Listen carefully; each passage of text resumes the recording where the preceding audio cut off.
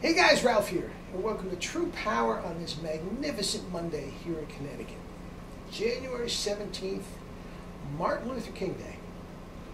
A day that has grown over the years, as well it should, into quite a day of reflection and holiday, of course, in this country, in tribute to the great Martin Luther King. And I have a couple musings, as I put on the thumbnail, that you might find interesting that don't really connect me in the traditional sense of Martin Luther King, but they are a little bit different, so you might get a kick out of it. Number one, my father, who is no longer with us, was a professional singer around Boston and had a bachelor's degree in music education from New England Conservatory, as well as a master's degree in education administration from Boston University. Very, very bright man. And when he was at Boston University, there was another singer there named, little known at the time, named Claretta Scott King, who was quite an accomplished singer. My father said she had an absolutely beautiful voice. And they both, my father and Claretta Scott King, both had the same voice teacher. I believe his name was Frederick Yeagle. I'm not sure. I know my father studied with him at some point. Maybe it wasn't the same teacher they had in common, but I believe it was Frederick Yeagle. And this teacher, Frederick Yeagle, whoever it may be, as was his wont, always ran over on lessons. He was always way behind on lessons. If you had an hour lesson, he was going an hour 10, an hour 15, and a half-hour lesson, so be it. Never, never on time. So outside his studio was a big wooden bench that my father and Claretta Scott King would spend quite a bit of time kibitzing over the years that he was at Boston. They were both at Boston University, and moaning and groaning about Yeagle. He's never on time. Blah blah blah. How are you? And she would constantly talk about what her husband was doing and how she missed her husband because he was on the road a lot and all that sort of thing. But also, when it came time for graduation at the commencement, who was the keynote speaker? Martin Luther King. So that was kind of cool. My mother went, and she was 8 months pregnant with my brother, my younger brother at the time, and so sick. It was in spring/summer in Boston. It was ungodly hot. But Martin Luther King gave an absolutely scintillating keynote address that my mother remembers to this day. It certainly wasn't I Have a Dream, but it was, well, if you've ever heard the great orator Martin Luther King speak, it was just always, always something to take up and listen to. Now, the second one has to do with the specific speech in the Washington Plaza in front of millions of people, the I Have a Dream speech. And one of the principals that I worked for, his name was Rodney Bass. He was very, very learned man, very, very bright, and an enormous African-American man. He was about 6'6". He played basketball at UConn. And this was in Connecticut, where I was teaching. He played basketball at UConn on scholarship. He was a great athlete and great singer, believe it or not. He had an absolutely wonderful basso voice. But he was also on top of being a public school administrator, principal, he was also a very, very accomplished Baptist preacher. And he had his own church in Stamford. I'm sure he's still with us. He's not much older than me.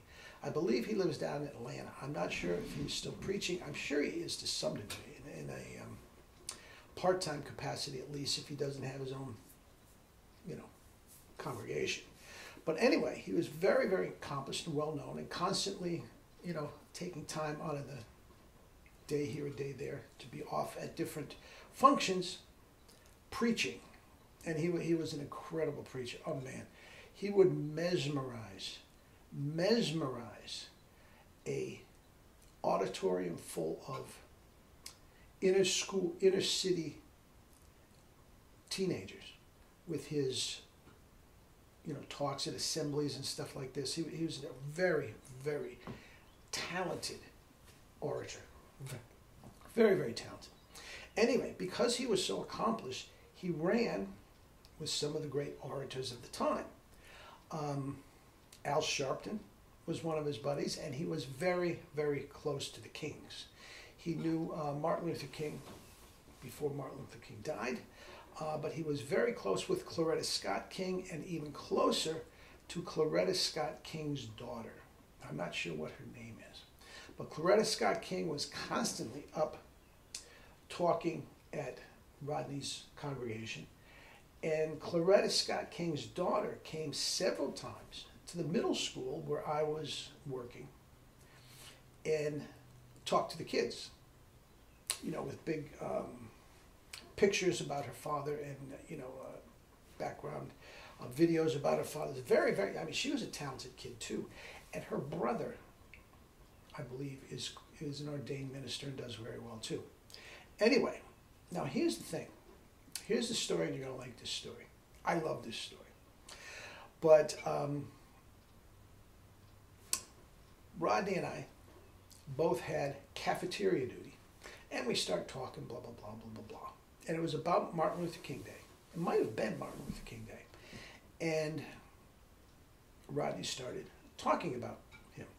And he said, what was kind of funny after all these years is the specific I Have a Dream speech that is so iconic and etched in all our brains throughout, all Americans. He actually did that a minimum 10 times before the big one we see at the Washington Plaza in front of millions of people. That was not the first time he did the speech, not by a long shot. He did it many times prior to that, where it got to the point where the people that were working with him and handling him and traveling with him and all this were kind of getting sick of it. Believe it or not, they had heard it enough. I had a dream, yeah, yada, yada, yada. Really, that's what was the pervading thought. Now, when he came to the actual day of this event that we all know and all see all day today in Washington, he had another speech planned. And 5, 8, 10 minutes into the brand new speech, done specifically for that day and whatnot, it was bombing terribly. Bombing terribly. No hallelujahs between, pauses and all this sort of stuff. So what he did was he stopped and paused in the middle. And all his handlers go, oh no, not the I Have a Dream stuff again. Really? Okay, we got it right. And sure enough, he morphed right into the I Have a Dream speech, and the rest is history. He just mesmerized the world with that speech. But it was a source of angst for the people that were with him. Yeah, we got it. We heard it before, right? Yeah, Martin, we have a dream. Okay. So it was, I find that absolutely hilarious, that it wasn't supposed to be meant for that day. It was old news by the time it got to that day, but certainly enough, the content of that speech, as the content of our character and all that sort of stuff, will live forever. And it's interesting because just as he's telling that speech, a young man, an African-American man, walked by with baggy jeans down below his butt, and headphones in, and he's bopping and rapping and all this sort of stuff. And I said, Mr. Bass, I said, tell me, do you think if Martin Luther King, this was about 15 years ago, do you think if Martin Luther King were alive today, he would be happy with what's going on in the world? Rodney didn't hesitate. He said, nope, he wouldn't like this at all. Interesting stuff. But anyway, guys, have a great day. And I will try, I have a busy day myself, personally with the family and all, but I'll try to get a health and fitness and a trumpet video up later. Okay, enjoy the day, and we will eat and drink your fruits and vegetables and live your life with true power. Not the fake stuff, true power. Love you all.